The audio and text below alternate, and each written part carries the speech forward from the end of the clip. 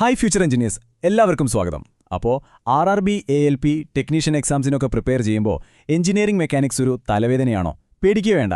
ഇന്ന് നമ്മൾ equilibrium, Lamees theorem, അതായത് ഏറ്റവും ഇമ്പോർട്ടൻ്റ് ആയിട്ടുള്ള ടോപ്പിക്കുകൾ എക്ദം പൂജ്യത്തിൽ നിന്ന് വളരെ സിമ്പിളായിട്ട് പഠിക്കാൻ പോവാണ്. അപ്പോൾ ഈ ചാനലിലൂടെ ഫുൾ സിലബസും കവർ ചെയ്ത് നിങ്ങളുടെ ആ ഒരു ഡ്രീം ജോബ് നേടണമെന്ന ആഗ്രഹമുണ്ടെങ്കിൽ മറക്കാതെ ഇപ്പോൾ തന്നെ ഒന്ന് സബ്സ്ക്രൈബ് ചെയ്തേക്കൂ. ശരി, നമുക്ക് തുടങ്ങിയാലോ? ഓക്കെ, നമുക്കൊരു വലിയ ചോദ്യത്തിൽ നിന്ന് തന്നെ തുടങ്ങാം. നിങ്ങൾ എപ്പോഴെങ്കിലും ആലോചിച്ചിട്ടുണ്ടോ, ആയിരക്കണക്കിന് ടൺ ഭാരമുള്ളൊരു വലിയ പാലം എങ്ങനെയാണ് താഴെ വീഴാതെ അങ്ങനെ നിൽക്കുന്നത്? അല്ലെങ്കിൽ നമ്മൾ കാണുന്ന ഈ വലിയ കെട്ടിടങ്ങൾ, ഭീമൻ മെഷീനുകൾ, ഇതൊന്നും എങ്ങനെയാണ് തകർന്നു പോകാതെ നിലനിൽക്കുന്നത്? ഇതിൻ്റെയൊക്കെ പിന്നിൽ ഒരൊറ്റ പവർഫുൾ രഹസ്യമേ ഉള്ളൂ. അതാണ് ഇക്വിലിബ്രിയം. എഞ്ചിനീയറിംഗിലെ ഏറ്റവും ക്രിറ്റിക്കൽ, അതായത് എല്ലാറ്റിൻ്റെയും അടിസ്ഥാനമായ ഒരു കോൺസെപ്റ്റാണിത്. വരൂ, നമുക്കിത് ഡീകോഡ് ചെയ്യാം. അപ്പോൾ ഈ കാണാൻ കഴിയാത്ത ഫോഴ്സുകളുടെ രഹസ്യങ്ങളൊക്കെ നമ്മൾ അൺലോക്ക് ചെയ്യാൻ പോവാണ്. പിന്നെ ഒരു കാര്യം കൂടി, ഈ കോംപ്ലക്സ് ആയിട്ടുള്ള ഐഡിയാസൊക്കെ നിങ്ങൾക്ക് വളരെ സിമ്പിളായിട്ട് പറഞ്ഞു തരാൻ ഞാനൊരു അടിപൊളി AI പ്ലാറ്റ്ഫോമാണ് ഉപയോഗിക്കുന്നത്. ഇത് വെച്ച് നമുക്ക് ഓരോ കോൺസെപ്റ്റും ക്രിസ്റ്റൽ ക്ലിയർ ആയിട്ട് വിഷ്വലൈസ് ചെയ്ത് പഠിക്കാം. സോ റെഡി ആയിക്കോളൂ. അതുകൊണ്ട് നിങ്ങളുടെ RRB അല്ലെങ്കിൽ ടെക്നീഷ്യൻ എക്സാം പ്രിപ്പറേഷന്റെ കാര്യത്തിൽ നിങ്ങൾ സീരിയസ് ആണെങ്കിൽ നിങ്ങൾ എത്തിയിരിക്കുന്നത് കറക്റ്റ് സ്ഥലത്താണ്. നമുക്ക് ഒരുമിച്ച് ഈ യാത്ര തുടങ്ങാം. ശരി, അപ്പോൾ ഇതാണ് ഇന്നത്തെ നമ്മുടെ ഒരു ഗെയിം പ്ലാൻ. ആദ്യം നമ്മൾ ഇക്വിലിബ്രിയം എന്താണെന്ന് ഡീറ്റെയിൽ ആയിട്ട് മനസ്സിലാക്കും. അത് കഴിഞ്ഞ് ഫോഴ്സുകളെ കാണാനുള്ള എഞ്ചിനീയർമാരുടെ ഒരു എക്സ്റേ വിഷൻ എന്ന് പറയാവുന്ന ഫ്രീ ബോഡി ഡയഗ്രാം അഥവാ FBD എങ്ങനെ വരയ്ക്കാമെന്ന് പഠിക്കും. അതിനുശേഷം ഒരു കിഡിലൻ ഷോർട്ട്കട്ടുണ്ട്, ലാമീസ് തിയറം. അതെങ്ങനെ ഉപയോഗിക്കാമെന്ന് നോക്കാം. പിന്നെ എക്സാമിലൊരു സ്ഥിരം ഐറ്റമാണ് സപ്പോർട്ട്സ് ആൻഡ് റിയാക്ഷൻസ്. അതിനെക്കുറിച്ച് പഠിക്കും. അവസാനം ഇതെല്ലാം വെച്ച് നമുക്ക് കുറച്ച് റിയൽ എക്സാം ക്വസ്റ്റ്യൻ സോൾവ് ചെയ്യാം. അപ്പോൾ തുടങ്ങിയല്ലേ? ഓക്കെ ടീം, നമുക്ക് സെഷൻ 1 വെച്ച് തുടങ്ങാം. Understanding equilibrium. കേട്ടോ, ഇതാണ് നമ്മുടെ ഫൗണ്ടേഷൻ. ഇത് ക്ലിയർ ആയില്ലെങ്കിൽ പിന്നെ ബാക്കിയൊന്നും പഠിച്ചിട്ട് കാര്യമില്ല. അപ്പോൾ എന്താണ് ഇക്വിലിബ്രിയം? ശരി, നമുക്കിതിൻ്റെ ഒഫീഷ്യൽ ഡെഫിനിഷൻ എന്താണെന്ന് നോക്കാം. ഒരു ബോഡി ഇക്വിലിബ്രിയമിലാണെന്ന് പറയണമെങ്കിൽ അതിൽ ആക്ട് ചെയ്യുന്ന എല്ലാ ഫോഴ്സുകളുടെയും റിസൾട്ടന്റ്, അതായത് അതിൻ്റെ ഒരു ആകെ തുക 0 ആയിരിക്കണം. സിമ്പിളായിട്ട് പറഞ്ഞാൽ എന്താണത്? ആ ഒബ്ജക്റ്റ് ഒന്നുകിൽ അനങ്ങാതെ ഒരിടത്ത് തന്നെ ഇരിക്കും, അല്ലെങ്കിൽ ഒരു കോൺസ്റ്റന്റ് വെലോസിറ്റിയിൽ, അതായത് ഒരേ സ്പീഡിലെ ഡയറക്ഷനൊന്നും മാറാതെ നേരെ പോയിക്കൊണ്ടിരിക്കും. ചുരുക്കി പറഞ്ഞാൽ എല്ലാ ഫോഴ്സുകളും ബാലൻസ്ഡ് ആണ്. ഇത് മനസ്സിലാക്കാൻ നമുക്കൊരു സിമ്പിൾ എക്സാമ്പിൾ എടുക്കാം. ഒരു കടയിലെ പഴയ ത്രാസ് ഒന്ന് മനസ്സിൽ കാണും. 2 തട്ടിലും നമ്മൾ ഒരേ ഭാരം വെച്ചാൽ എന്ത് സംഭവിക്കും? ആ സൂചി കറക്റ്റ് നടുക്ക് വന്ന് നിൽക്കും, അല്ലേ? അത് ഇടത്തോട്ടും പോകുന്നില്ല, വലത്തോട്ടും പോകുന്നില്ല. കാരണം എന്താ? 2 സൈഡിലേക്കുമുള്ള ഫോഴ്സുകൾ അങ്ങോട്ടും ഇങ്ങോട്ടും ക്യാൻസലായിപ്പോയി. അവിടുത്തെ നെറ്റ് ഫോഴ്സ് 0 ഇതാണ് ഇക്വിലിബ്രിയമിന്റെ ഏറ്റവും പെർഫെക്റ്റ് സിമ്പിൾ എക്സാമ്പിൾ. ഇനി ഒരു 2D സിസ്റ്റത്തിലെ ഇക്വിലിബ്രിയമിന്റെ 3 ഗോൾഡൻ റൂൾസ് ഉണ്ട്. ഇതൊരിക്കലും തെറ്റിക്കാൻ പാടില്ല. നമുക്ക് ഓരോന്നായിട്ട് നോക്കാം. ഒന്നാമത്തെ റൂൾ, സിഗ്മ Fx = 0 എന്നുവെച്ചാൽ a sum of all horizontal forces is 0. അതായത് ഒരു ഓബ്ജക്റ്റിൽ ഇടത്തോട്ടും വലത്തോട്ടുമുള്ള ഫോഴ്സുകൾ ക്യാൻസൽ ആവണം. ഒരു വടംവലി മത്സരം ആലോചിച്ച് നോക്കൂ. 2 ടീമും ഒരേപോലെ വലിച്ചാൽ ആ കയർ ഒരിടത്ത് തന്നെ നിൽക്കില്ലേ? അതാണ് സംഭവം. ഇനി രണ്ടാമത്തെ റൂൾ, സിഗ്മ Fy = 0.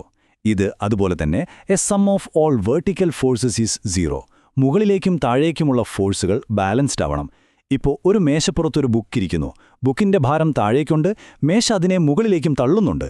രണ്ടും ഈക്വൽ ആയതുകൊണ്ട് ബുക്ക് അവിടെ തന്നെ ഇരിക്കുന്നു. അതാണ് സിഗ്മ Fy = 0. ഇനി മൂന്നാമത്തെ ഫൈനൽ റൂൾ, സിഗ്മ M = 0. അതായത് a sum of all moments is 0. Moment എന്ന് പറഞ്ഞാൽ ഒരു ഫോഴ്സിന്റെ കറക്കാനുള്ള കഴിവാണ്.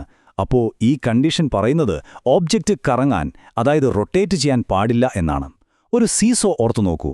2 സൈഡിലും ഒരേ ഭാരമുള്ള കുട്ടികൾ ഒരേ ദൂരത്തിലിരുന്നാൽ അത് ബാലൻസായി നിൽക്കും, കറങ്ങില്ല. അതാണ് സിഗ്മ M = 0. ഈ 3 കണ്ടീഷനും ഓക്കെ ആയാൽ മാത്രമേ ഒരു ബോഡി കംപ്ലീറ്റ് ഇക്വിലിബ്രിയമിലാണെന്ന് നമുക്ക് പറയാൻ പറ്റൂ. ശരി, ഇനി നമ്മുടെ രണ്ടാമത്തെ ടൂളിലേക്ക് കടക്കാം. ഇതിനെ എഞ്ചിനീയർമാരുടെ ഒരു സൂപ്പർ പവർ എന്ന് തന്നെ പറയാം, ദ ഫ്രീ ബോഡി ഡയഗ്രാം അല്ലെങ്കിൽ FBD.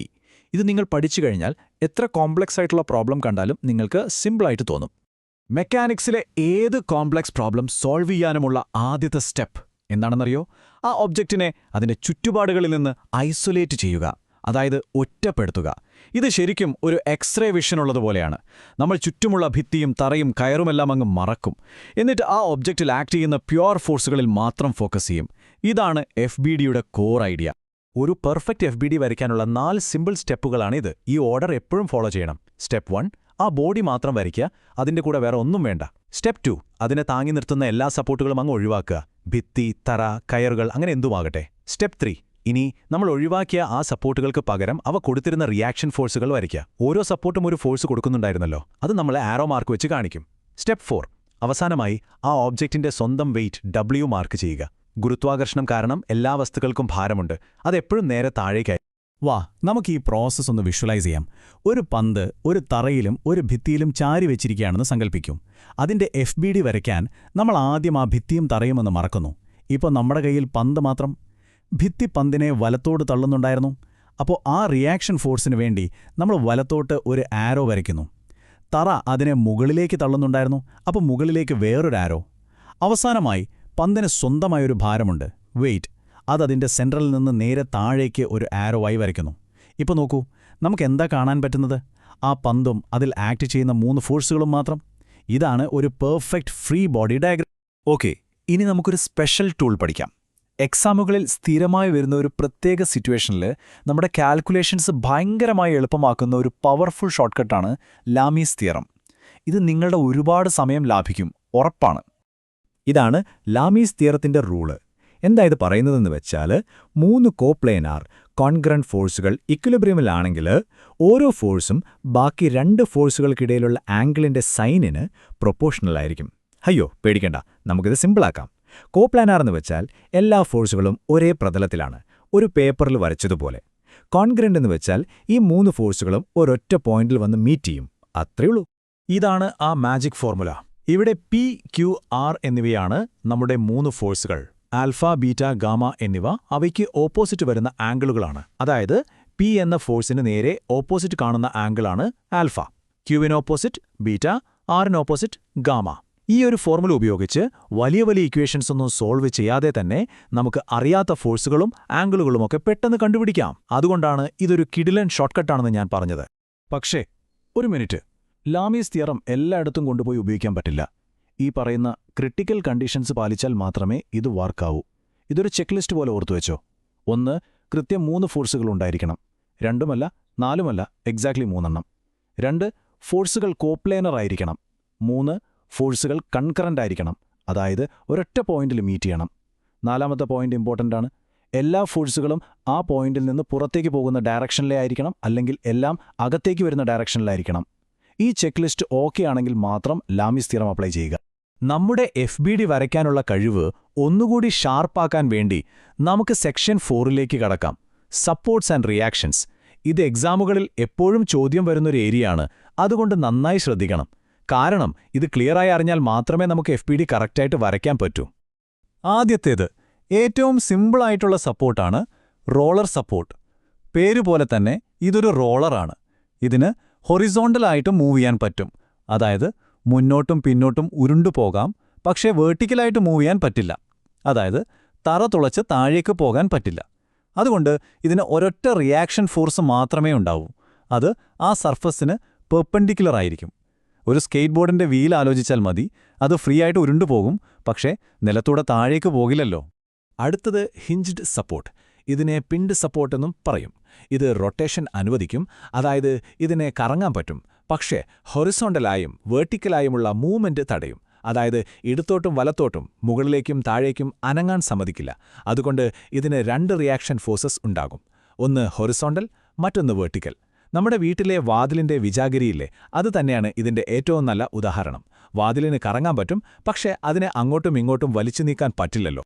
അവസാനമായി ഏറ്റവും സ്ട്രോങ് ആയിട്ടുള്ള സപ്പോർട്ട്, ഫിക്സ്ഡ് സപ്പോർട്ട്. ഇത് ഒരു തരത്തിലുള്ള ചലനവും അനുവദിക്കില്ല. ഹൊറിസോണ്ടൽ, വേർട്ടിക്കൽ, റൊട്ടേഷൻ എല്ലാം ബ്ലോക്ക്ഡാണ്. അതുകൊണ്ട് ഇതിന് 3 റിയാക്ഷൻസ് ഉണ്ടാവും. ഒരു ഹൊറിസോണ്ടൽ ഫോഴ്സ്, ഒരു വേർട്ടിക്കൽ ഫോഴ്സ്, പിന്നെ ഒരു മൊമെന്റും. ഈ മൊമെന്റാണ് അതിനെ തിരിയാനും വളയാനും ഒന്നും സമ്മതിക്കാതെ പിടിച്ചു നിർത്തുന്നത്. ഒരു ബിൽഡിങ്ങിൽ നിന്ന് പുറത്തേക്ക് തള്ളി നിൽക്കുന്ന ബാൽക്കണി ഓർത്ത് നോക്കൂ. അത് ഒരു തരത്തിലും അനങ്ങുന്നില്ല, കാരണം അത് ഭിത്തിയിൽ ഫിക്സ്ഡ് ആണ്. ദാ ഈ ടേബിൾ നോക്കൂ. ഇത് റിവിഷനു വേണ്ടി എല്ലാം ഭംഗിയായി സമ്മറൈസ് ചെയ്യുന്നുണ്ട്. ആ മാജിക് നമ്പറുകൾ ഓർത്തു വെച്ചാൽ മതി. റോളർ സപ്പോർട്ടിന് 1 റിയാക്ഷൻ, ഹിഞ്ച്ഡ് സപ്പോർട്ടിന് 2 റിയാക്ഷൻ, ഫിക്സ്ഡ് സപ്പോർട്ടിന് 3 റിയാക്ഷൻ. സിമ്പിളല്ലേ?